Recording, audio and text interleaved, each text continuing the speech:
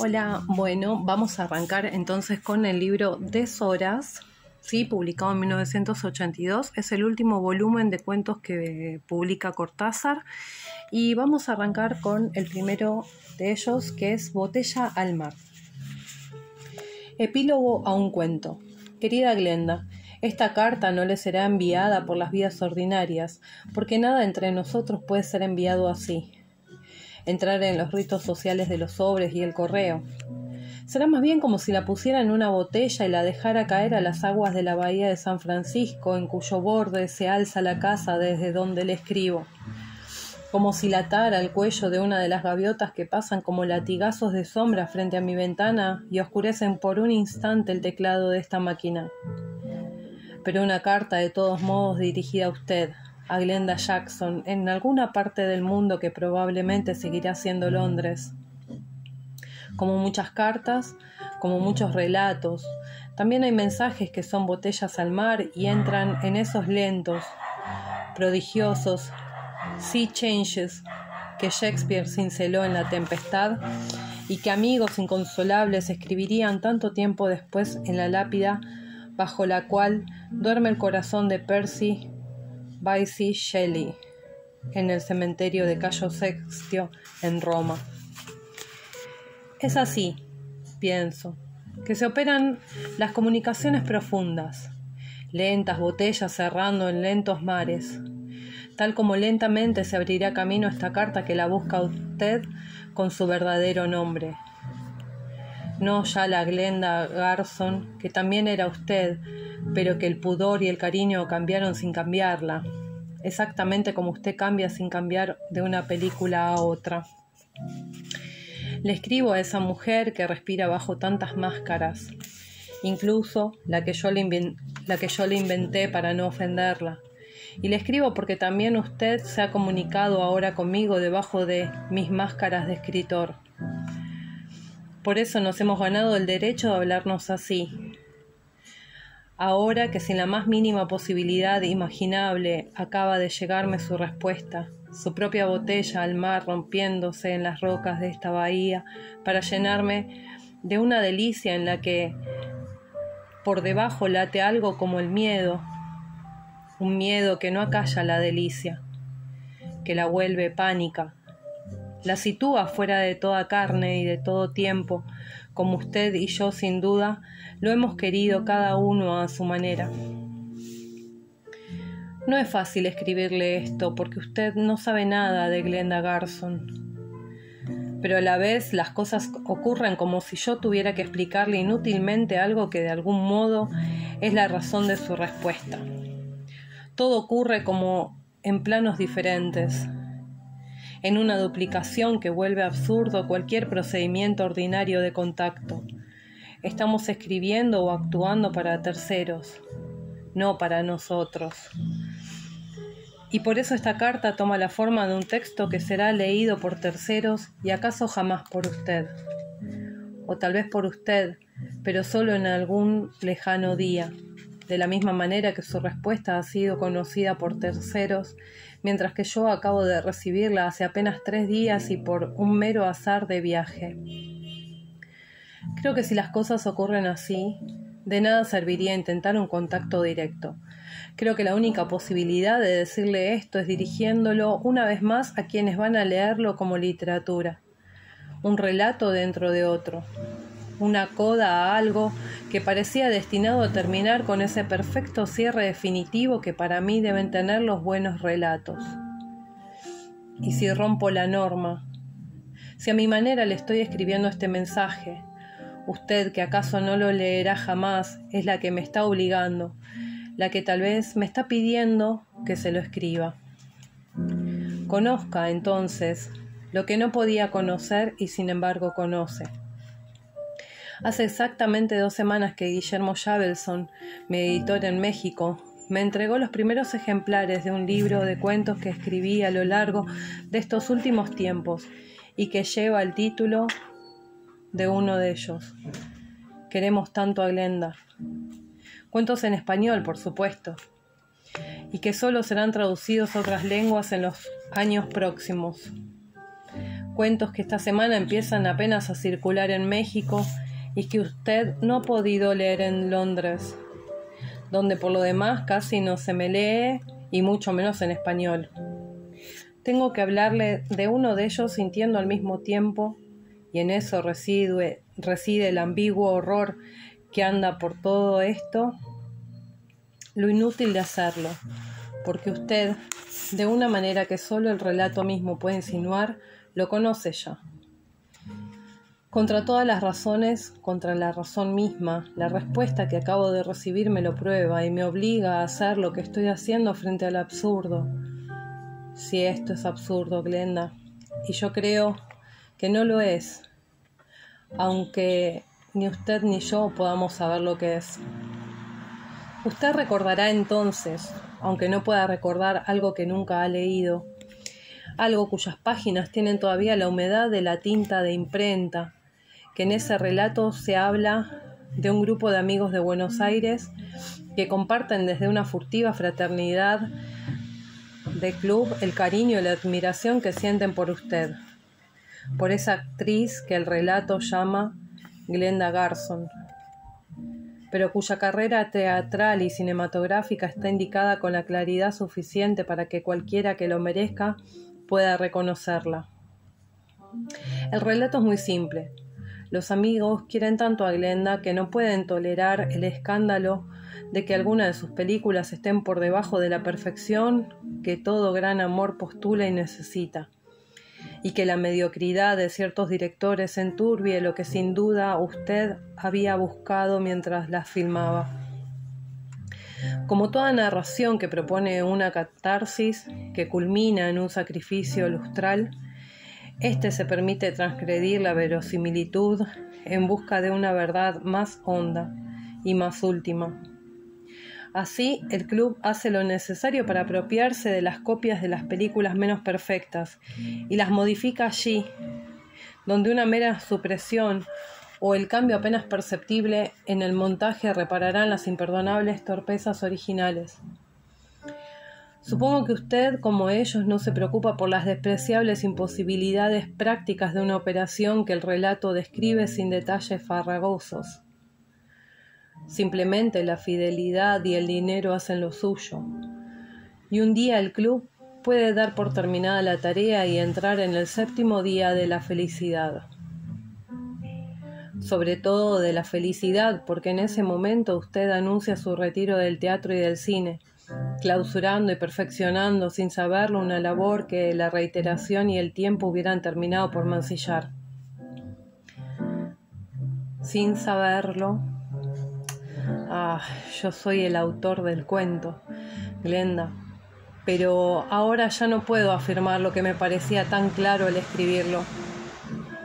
Ahora me ha llegado su respuesta, y algo que nada tiene que ver con la razón me obliga a reconocer que el retiro de Glenda Garson tenía algo de extraño, casi de forzado, así al término justo de la tarea del ignoto y lejano club. Pero sigo contándole el cuento, aunque ahora su final me parezca horrible, puesto que tengo que contárselo a usted.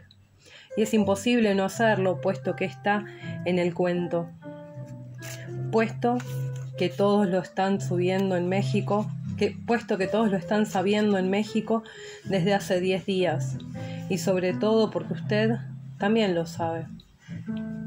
Simplemente un año más tarde, Glenda Garson decide retornar al cine, y los amigos del club leen la noticia con la abrumadora certidumbre de que ya no les será posible repetir un proceso que sienten clausurado, definitivo. Solo les queda una manera de defender la perfección, el ápice de la dicha tan duramente alcanzada. Glenda Garson no alcanzará a filmar la película anunciada. El club hará lo necesario y para siempre.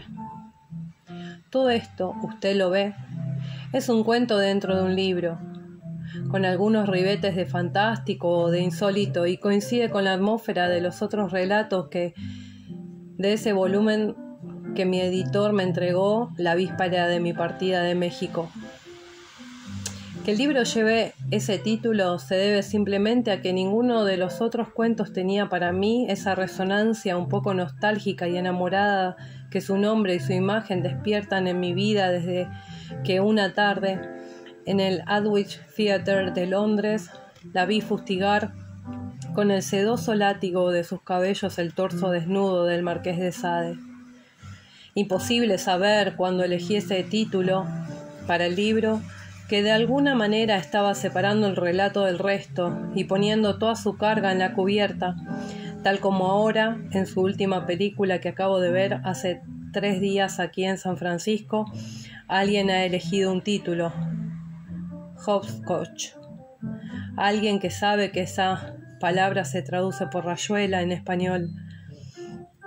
Las botellas han llegado a destino, Glenda, pero el mar en el que derivaron no es el mar de los navíos y el de los albastros.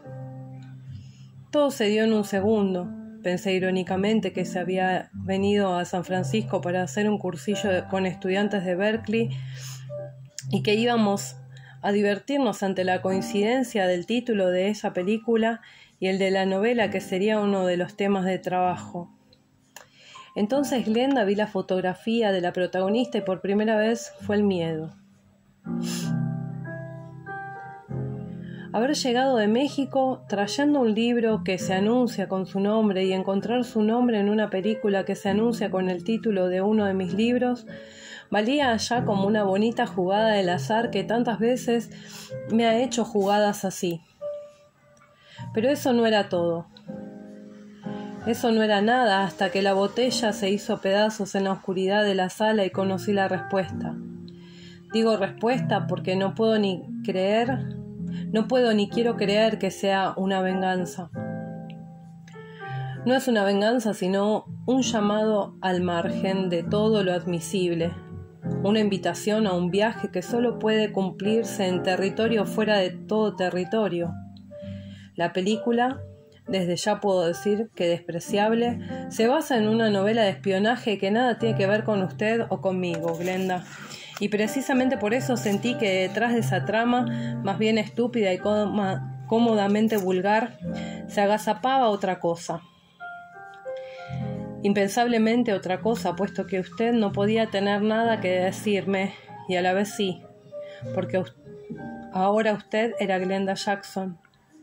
Y si había aceptado filmar una película con ese título, yo no podía dejar de sentir que lo había hecho desde Glenda Garson, desde los umbrales de esa historia en la que yo la había llamado así. Y que la película no tuviera nada que ver con eso, que fuera una comedia de espionaje apenas divertida, me forzaba a pensar en lo obvio, en esas cifras o escrituras secretas que en una página de cualquier periódico o libro previamente convenidos remiten a las palabras que transmitirán el mensaje para quien conozca la clave. Y era así, Glenda, exactamente así. ¿Necesito probárselo cuando la autora del mensaje está más allá de toda prueba? Si lo digo es para los terceros que van a leer mi relato y ver su película. Para lectores y espectadores que serán los ingenuos puentes de nuestro mensaje. Un cuento que acaba de editarse, una película que acaba de salir y ahora esta carta que casi indeciblemente los contiene y los clausura. Abreviaré un resumen que poco nos interesa ya. En la película usted ama a un espía que se ha puesto a escribir un libro llamado Hopscotch, a fin de denunciar los sucios tráficos de la CIA, del FBI y del KGB, amables oficinas para las que ha trabajado y que ahora se esfuerzan por eliminarlo. Con una lealtad que se alimenta de ternura, usted lo ayudará a fraguar el accidente que ha de darlo por muerto frente a sus enemigos. La paz y la seguridad los esperan luego en algún rincón del mundo. Su amigo publica Hopscotch, que aunque no es mi novela deberá llamarse obligadamente Rayuela cuando algún editor de bestseller la publique en español. Una imagen hacia el final de la película muestra ejemplares del libro en una vitrina, tal como la edición de mi novela debió estar en algunas vitrinas de norteamericanas cuando Pantheon Books la editó hace años.